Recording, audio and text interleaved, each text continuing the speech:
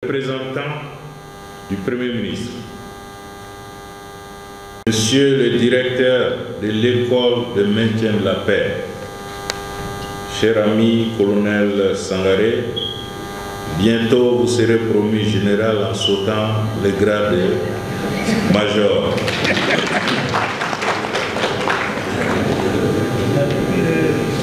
Excellences, Mesdames et Messieurs les ambassadeurs et représentants des organisations internationales accréditées au Mali, Madame la vice-présidente et Messieurs les commissaires de la Commission nationale des droits de l'homme, Honorable Philippe Diakité, représentant du Conseil national de la transition, Mesdames et Messieurs les représentants des partenaires techniques et financiers, Mesdames et Messieurs les représentants des institutions et organisations de défense des droits de l'homme, distingués participants, Mesdames et Messieurs, en vos rangs, titres et qualités, tout protocole observé, c'est avec beaucoup d'honneur, de bonheur et d'émotion que je m'adresse à vous ce matin à l'occasion de la 15e édition du Symposium national sur les droits humains pour vous souhaiter la cordiale bienvenue. Comme vous le savez, depuis 15 ans, la Commission nationale des droits de l'homme sacrifie à la tradition de célébrer les droits de l'homme à travers cette activité phare. En effet, l'édition de cette année suit les autres, mais ne leur ressemble pas. Elle est la dernière édition de l'unique mandature de mon équipe et moi-même. C'est en cela que la symbolique est forte. Pour mémoire, au cours de cette mandature de 7 ans, l'Institution nationale des droits de l'homme du Mali a été portée pour la première fois au statut le plus élevé des institutions nationales des droits humains au plan mondial, c'est-à-dire le statut A. Un réel motif de satisfaction et de fierté pour ma modeste personne, mon équipe, les défenseurs des droits humains et l'État du Mali. C'est le lieu d'avoir les triomphes modestes et de remercier tous et toutes les anciens et anciennes présidentes m'ayant précédé à la tête de cette prestigieuse autorité administrative indépendante. J'associe à ces remerciements les personnels de la CNDH, tous ceux et toutes celles qui ont contribué de près ou de loin à ce succès, participant du rayonnement de notre pays. Mesdames et Messieurs, distingués invités, le présent forum s'inscrit dans le cadre de la célébration de la date anniversaire de l'adoption de la Déclaration universelle des droits de l'homme et du mois des droits de l'homme. Il vous souviendra qu'un 10 décembre de l'an 1948, afin que l'humanité se souvienne et ne connaisse plus jamais les horreurs de la guerre, suite aux 2 guerres mondiales, de fortes personnalités du monde ont décidé d'adopter un instrument juridique à forte valeur morale, consacrant les droits universels, inaliénables, indivisibles, interdépendants et surtout inhérents à la nature humaine, d'où tout le sens et la légitimité d'un tel symposium. S'il se veut un état des lieux sommaire de la situation des droits humains, ce cadre constitue également un rappel des engagements nationaux et internationaux auxquels notre pays a souscrit en toute liberté et en toute souveraineté.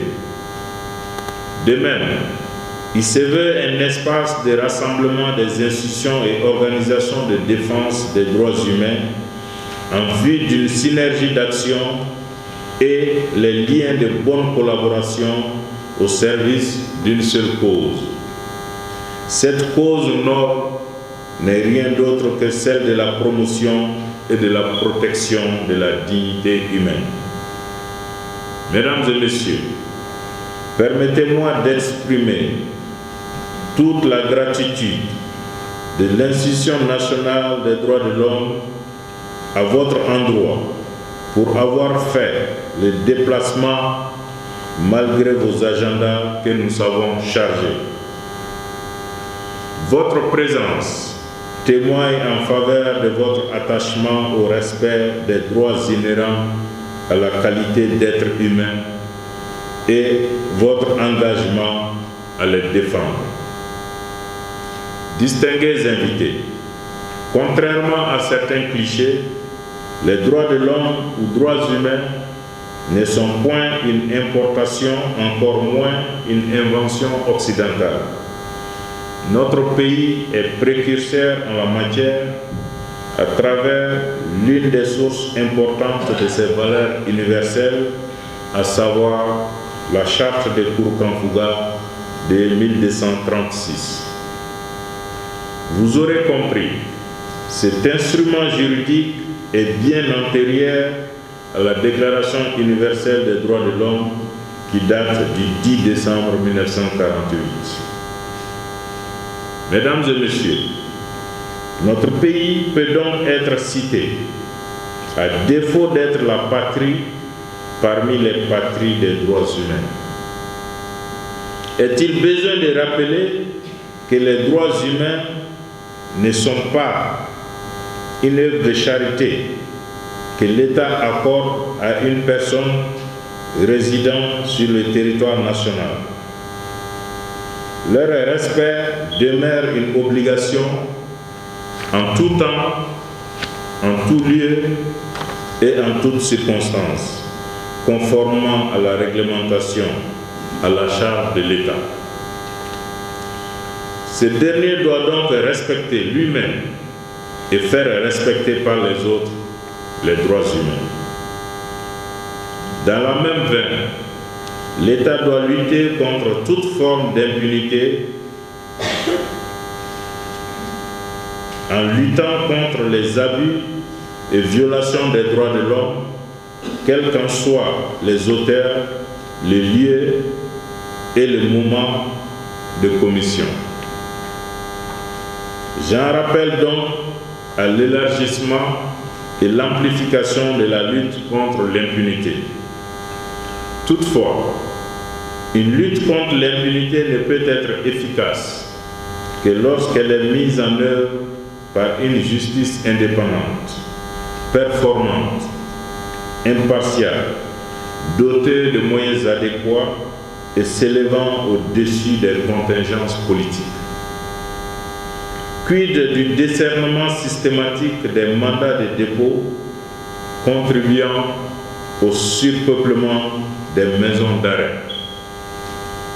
Quid de la lenteur excessive de certaines procédures judiciaires, sachant que le droit à un procès équitable dans un délai raisonnable fait partie des droits fondamentaux?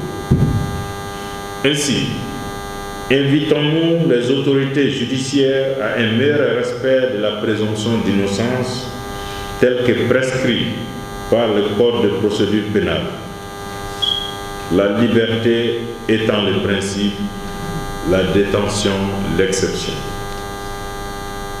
Monsieur le ministre, distingués invités, ne dit-on pas que le temps de la justice est différent de celui d'un mandat ou d'un régime politique? Tout pouvoir politique se doit donc d'être juste avec la justice pour ne pas avoir à faire face à la justice un jour.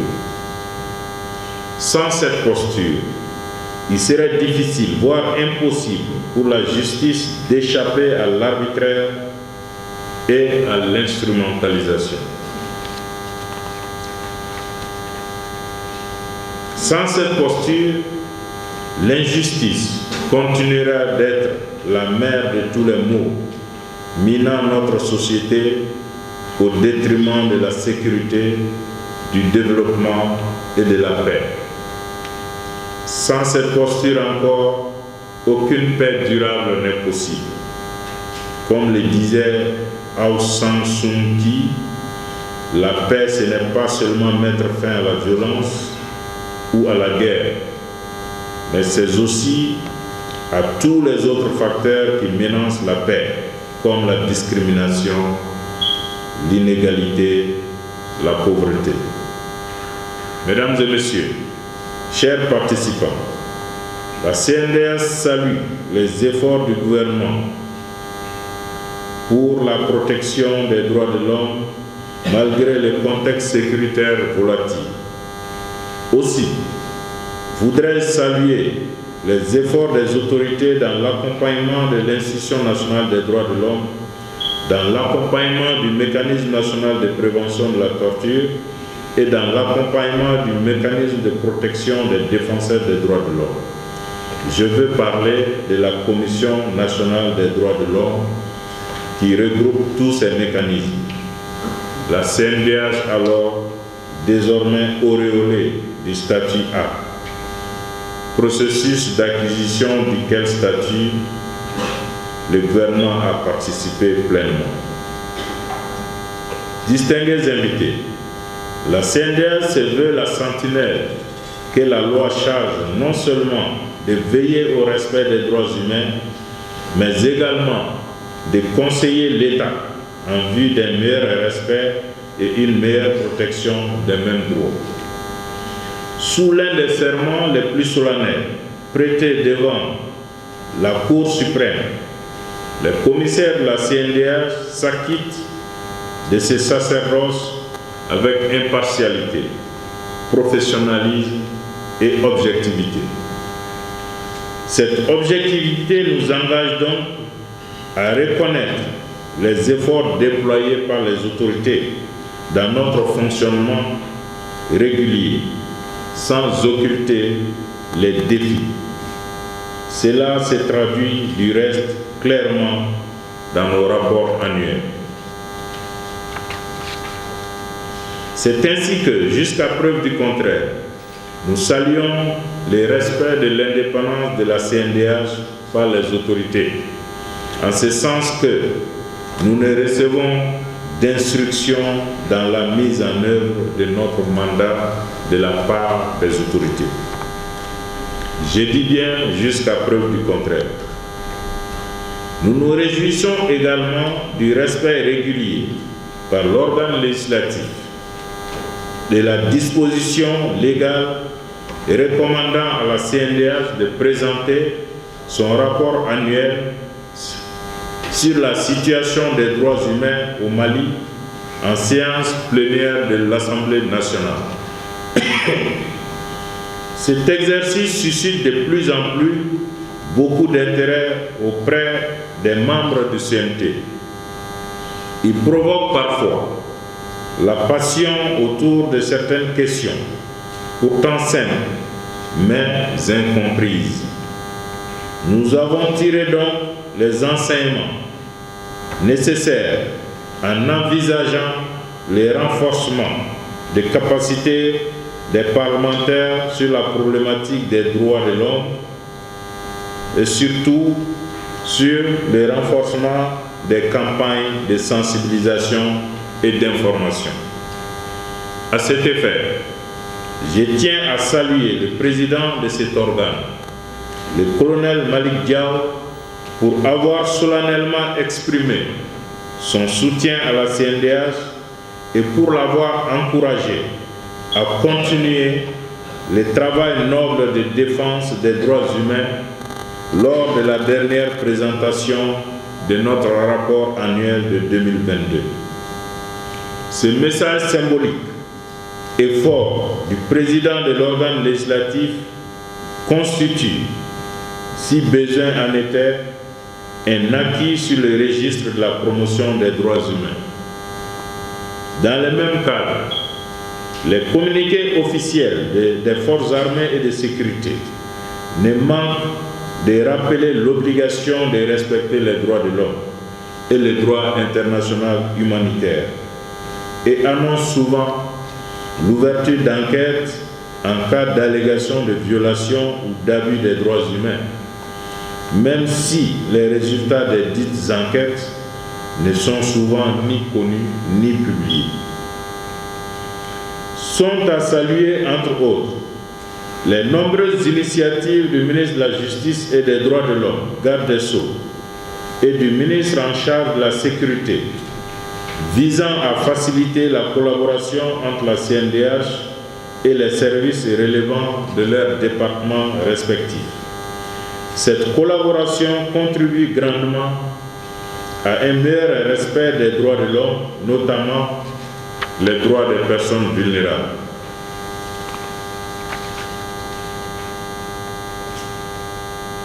Comment ne pas saluer, en février et mars 2023, l'organisation de la session spéciale de la Cour d'assises à Caire, consacrée aux infractions liées au phénomène de l'esclavage par ascendance.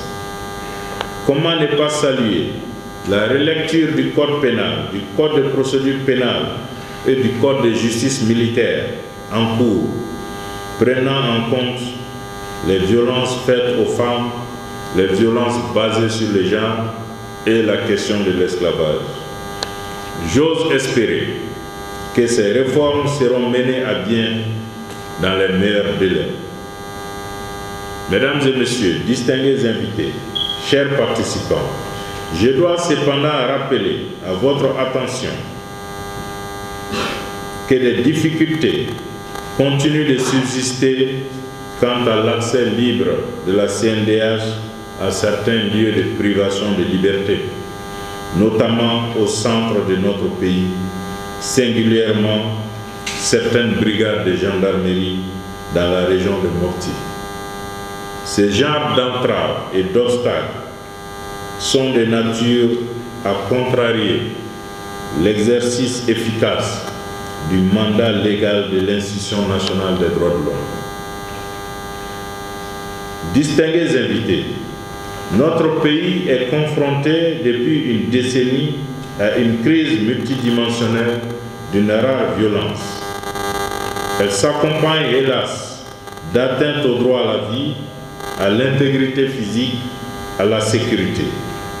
La pratique de l'esclavage par ascendance que je viens d'évoquer précédemment continue de produire des manifestations violentes et attentatoires à la dignité humaine.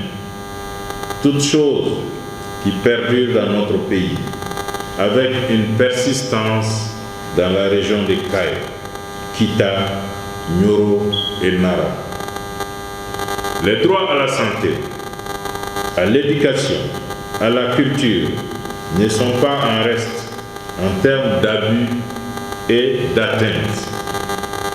La Commission continue d'enregistrer de multiples plaintes relatives aux arrestations et détentions arbitraires, ainsi que des allégations de disparition forcée.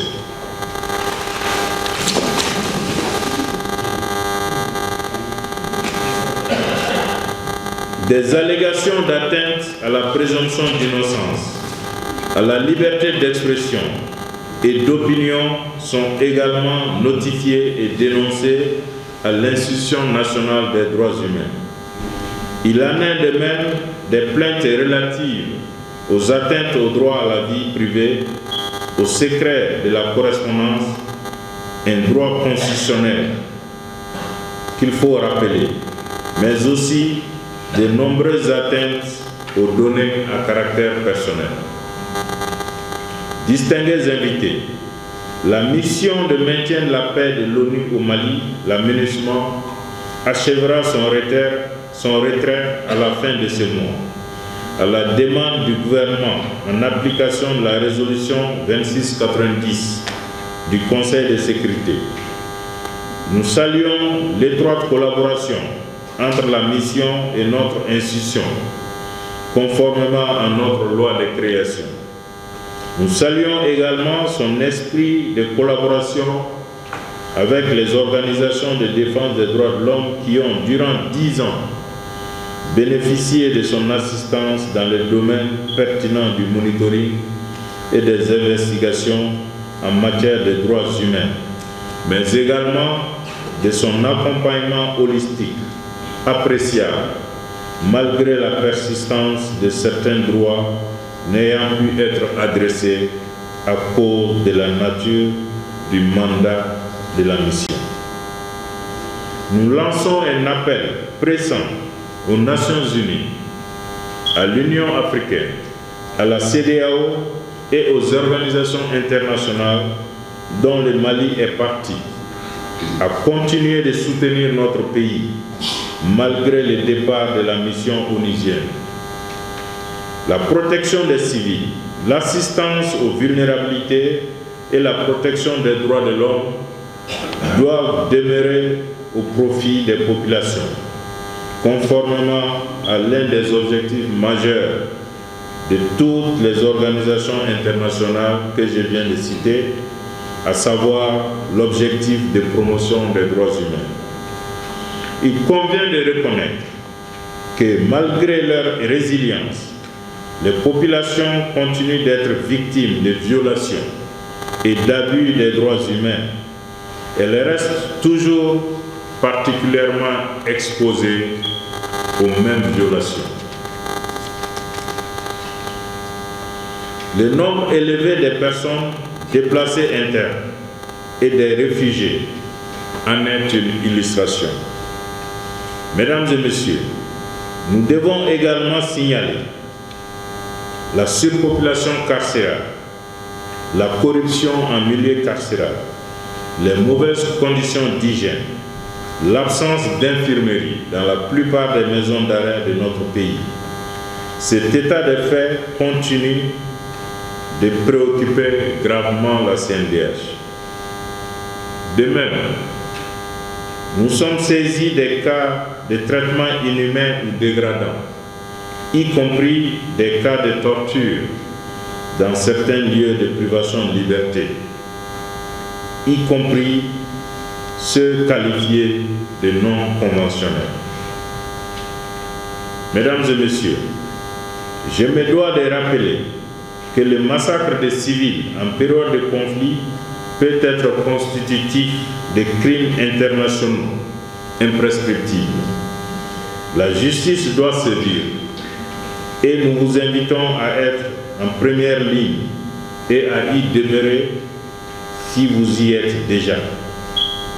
Les atteintes aux droits de l'homme visant les populations civiles, telles que celles ayant visé les bateaux Tombouctou et l'hôpital de Tombouctou, ne doivent pas rester impunis, quels qu'en soient les auteurs. Le droit à l'éducation, par ailleurs, est sérieusement mis à rude épreuve en raison notamment de l'insécurité avec la fermeture des écoles, privant ainsi des milliers d'enfants de leur droit fondamental à l'éducation. Le droit à la santé est fortement atteint par des grèves récurrentes, les mauvaises conditions de travail de certains personnels de santé, l'insuffisance ou la mauvaise qualité du plateau technique par endroits. Il convient de rappeler que l'appui et l'accompagnement des partenaires techniques et financiers à la CNDH est une réalité et a été à la base de l'organisation du présent symposium. J'exprime donc ma profonde gratitude au Centre pour la gouvernance du secteur de la sécurité, DICAF, engagé pour l'amélioration de la sécurité des États et des communautés dans un cadre de gouvernance démocratique et d'état de droit, pour son assistance technique et son accompagnement constant à la CNDH dans l'accomplissement de ses missions et la tenue du présent symposium. Permettez-moi d'adresser mes sincères remerciements au PNUD à travers le PROSMER, à l'ambassade du Royaume du Danemark, à travers le fonds d'appui aux moteurs du changement pour leur assistance à la réalisation des missions de la CNDH. J'associe à ces remerciements tous les partenaires techniques et financiers au chevet de notre pays afin de l'aider à relever les nombreux défis qui l'assaillent, notamment en matière de droits de l'homme. Chers participants, je salue la présence des organisations de la société civile, de défense des droits de l'homme, qui jouent et devraient continuer à jouer un rôle essentiel dans la protection et la promotion des droits de l'homme au Mali. Je les invite donc et les encourage à ne pas sombrer dans la léthargie, à occuper leur place de défense des droits fondamentaux des populations résidant sur le territoire malien. C'est en cela qu'elles aideront l'État du Mali. En s'emmurant dans le silence, elles se rendent coupables de la déliquescence de l'État, de la fragilisation de l'État de droit et de la compromission de la démocratie. Oui, la démocratie, distingués invités, outre le fait que la Constitution du 22 juillet 2023 engage le président de la République à veiller à la consolidation des acquis démocratiques, le serment du même président dans la même loi fondamentale l'oblige à garantir les droits et libertés fondamentales des citoyens et des citoyennes. De plus, participer à la gestion des affaires publiques, soit personnellement, soit par l'intermédiaire des représentants légitimes, est un droit fondamental pour chaque citoyen et pour chaque citoyen. Ce n'est donc pas une œuvre de charité.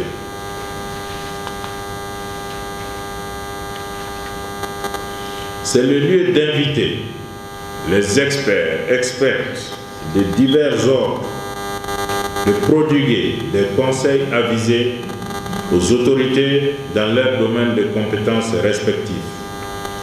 C'est à cette condition qu'ils feront œuvre utile de patriotisme pour le Mali, notre Maliba. Distingués invités, je ne saurais terminer mon propos, qui a été suffisamment long, sans exprimer ma profonde gratitude et ma constante reconnaissance à la presse et à l'ensemble des partenaires ici présents. Les encourager à continuer à se battre pour la liberté d'expression acquise au prix du sang dans notre pays. Monsieur le ministre, distingués invités, nous avons l'habitude de dire que nul n'est à l'abri de la violation de ses droits. Permettez-moi d'ajouter cette fois-ci que nul ne peut demeurer éternellement puissant pour échapper aux sanctions liées aux violations et abus des droits humains.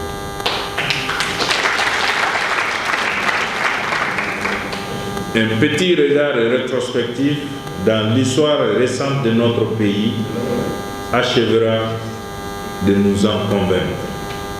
C'est dire combien le respect et la protection des droits humains constituent la meilleure garantie pour toutes et pour tous.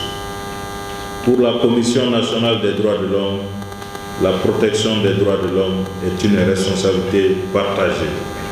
Je me devais de vous livrer ce discours assez long qui était sur le point de violer votre droit.